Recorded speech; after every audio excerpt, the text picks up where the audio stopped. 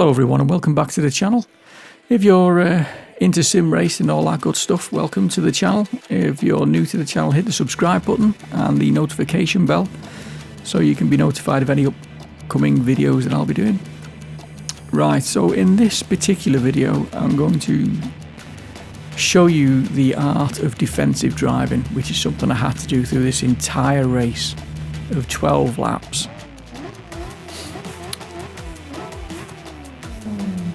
So what do we have? Right, well I qualified first, as you can see, and there was an Italian fella behind us who we all drove really cleanly, which was a good thing. This is why I sort of saved the video, really, because it was a really good race from start to finish, and there was a pit stop in amongst it all as well.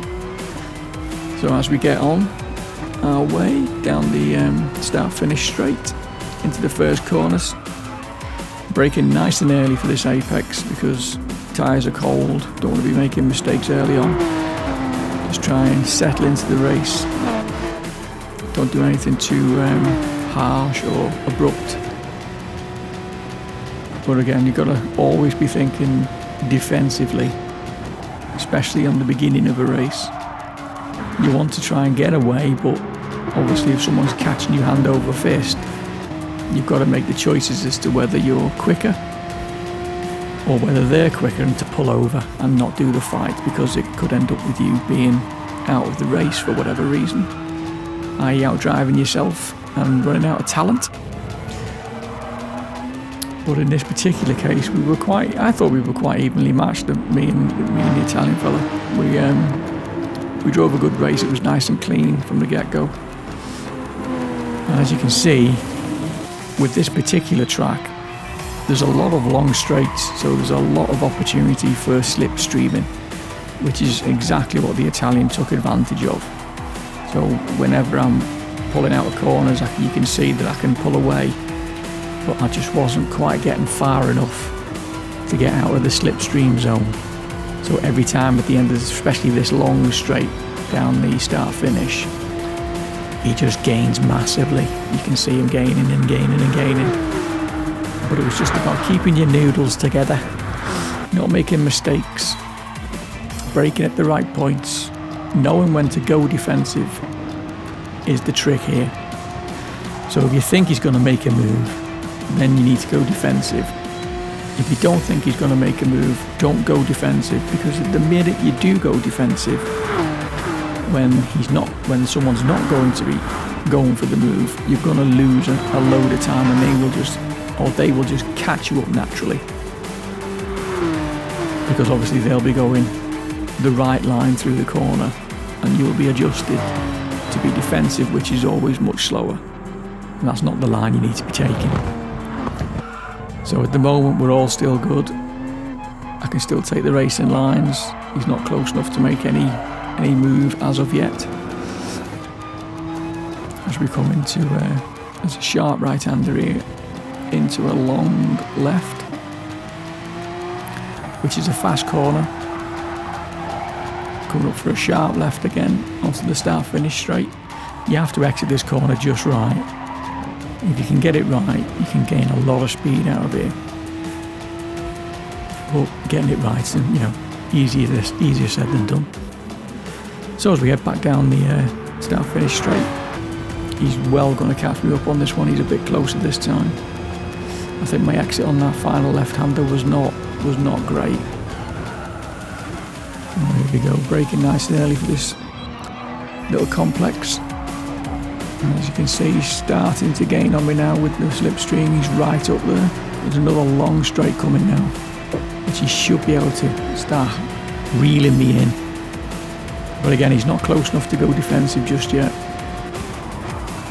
And as you can see, he had a little look though, thinking he could do it, but it was all shut off before the corner. So now it's just a case of me keeping me calm, keeping my eye on him, but making sure I still hit all the points around the track, because I don't want to be going defensive too early and slowing myself right down. I need to try and make pace and get away. So as you can see, he's right up my chuff now. which means it's going to be even harder to break the chain unless he makes a mistake. Which he's just done. There you go. That's given me a little bit of a breathing space. He got a bit sideways coming out of that corner. So we need to try and get this exit right and get some drive out of there before he starts picking up on the toe again. So we seem to have got a bit of drive on him there. But again, because the slipstream, I was still not far enough ahead to break that. As we come down the final straight as well, across the finish line. Again, trying to hit the apex, so completely missed that. That was a massive mistake. But it did mean I had a good exit on the second left of that particular complex. So I've gained a bit of space on him here. Again, them long straights, he just reels it in. So he's getting a little closer now, so now I've got to start thinking about defensive moves. So as you can see, I'm staying more to the right there. I'm just blocking off the exits for him, making him go around the outside all the time. Now the thing with being defensive like this as well, if you're going to start blocking, then once you've gone round the corner, you want to try your best to keep it on the corner that you've just turned. So as you're turning, say left for this one for instance, and you're keeping it nice and tight, you need to keep the exit of it tight as well, depending on the next corner. So if you've gone a left and a left, obviously you want to go left as tight as you can and stay left for the next left-hander, make them go around the outside all the time and make sure that they don't give them room to do the undercuts, because obviously they can do the undercut. If you're hogging the inside line, they can go around the outside, wait for you to come out of the corner and then obviously slip out on the inside of you then.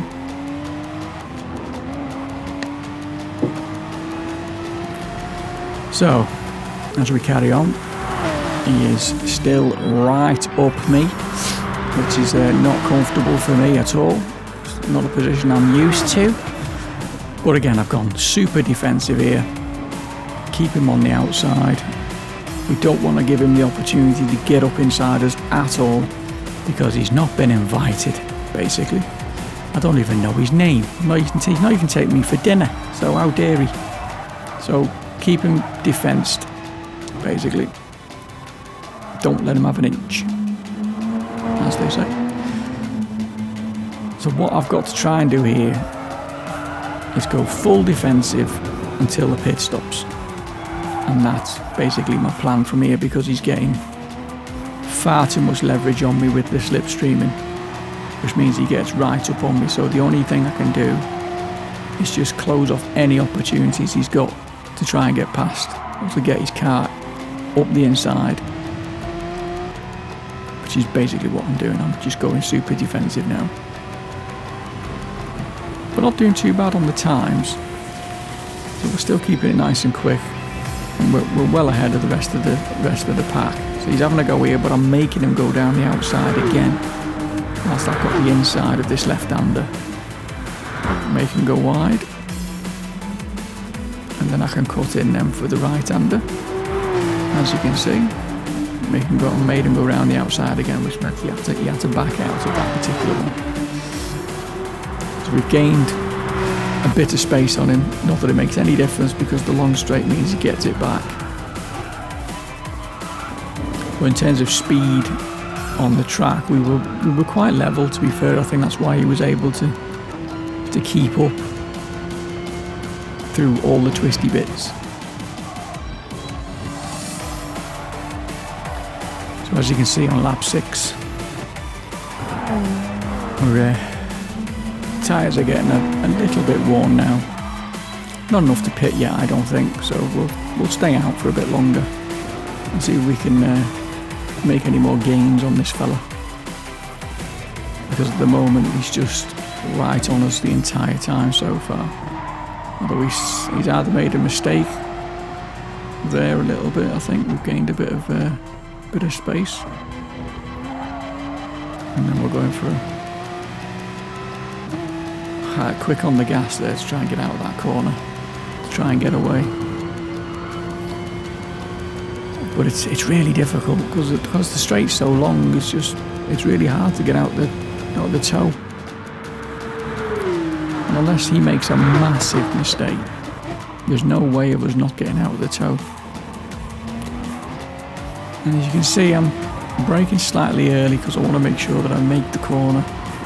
Hence why he's steaming up the back of us quite quickly. But he's made another mistake there, so we've gained a bit of time there, but we're still only 6/10. And you can see it just drops as we get on the straight.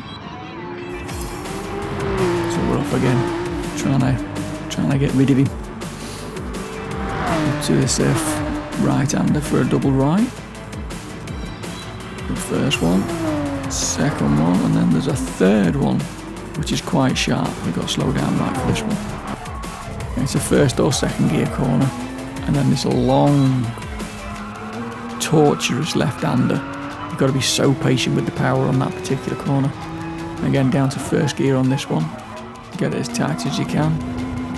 And then foot down to this fast left-hander before the final corner for the start and finish straight, which is again is a sharp second hand. It's a sharp second gear corner, but you've got to get quick on the power on, but you can't be too quick because the rear of the car skips out if it's something half decently powerful. So we've got quite a bit of, he's going in the pits, there we go. So he's gone in the pits, so we've got some breathing room. So now I've got to nail all my apexes now and get busy trying to get as far ahead as I can, but as you can see from the tyre wear, they're not in great shape, but they're still holding up though.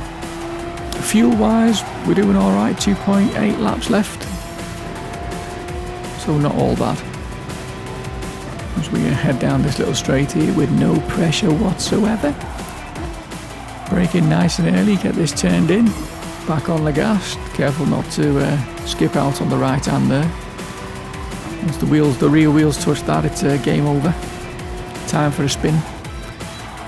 Okay, so again the double right-hander with the sharp right at the end for the third right-hander. Here we go. I take this one in second normally, and then carry on with second gear all the way around this particular long left-hander,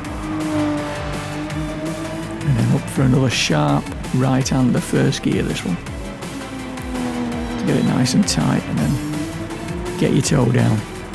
Pedal the throttle about halfway through here, just so the car stays tucked in. And then down to second gear. Turn it in. Get the power on as quick as you can through there. And back onto the start finish straight again. So you can see we're averaging about 31, 33. Depending on what pressures we've got, or when we've got no pressure on us. With the tyres in the state that they're in, we still managed to 33.666. So it was obviously a devil's lap, clearly. And I think on this particular lap I'm deciding that it's time to come in and get some fresh rubber and some fuel and see where we end up back in the pack. So again, it's just keeping concentration on. It's a very tricky corner that to go wide. You come on the gas too early, you just go straight out into the right hand lane, you touch them little curbs and it's spinny. Clip the first apex, clip the second apex, and for the sharp one down to second, clip it again, that's the one nicely, and keep this hugged in, be patient on the throttle. Again, you can spin out on that curb if you go over too much on it. And then down to first gear. Nice and tight. Apply the throttle. Here we go. You see I'm just lifting slightly there just to keep the car in. And then down to second. Turn it in. Ooh, it was a bit loose, that one. But the tyres are near the end of its days, to be honest. They're definitely feeling a bit second hand at this point. So I think it's time to jump into the pits. Oh, there you go. So now the fuel's on as well, so let's go. And let's watch my boys kick me some new tyres and some fueling. Come on, my little gems.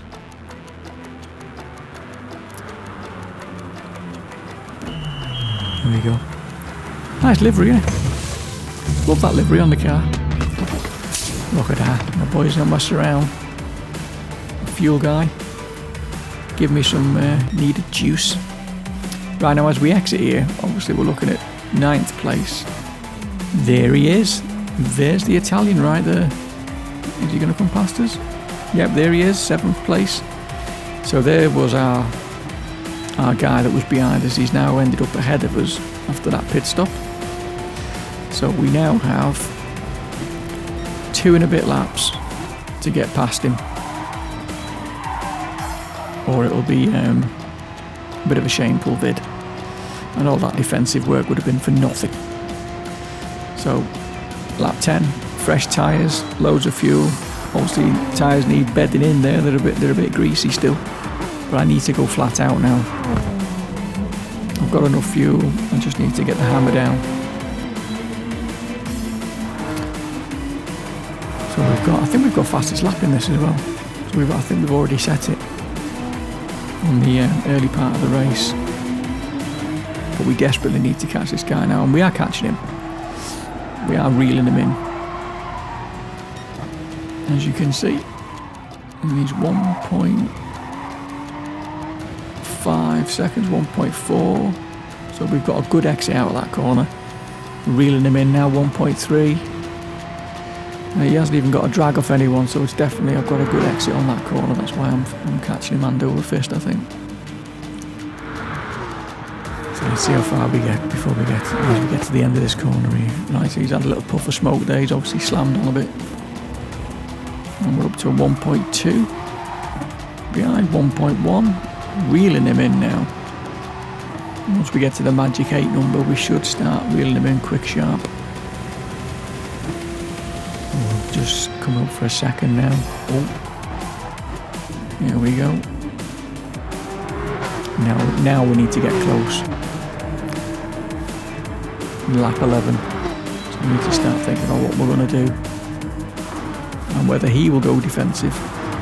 He's now trying to pass someone else. I think he's got a bit of a back marker on the go. Yeah, we're within the magic 8, so we're in 5 now. 7 tenths, that's it.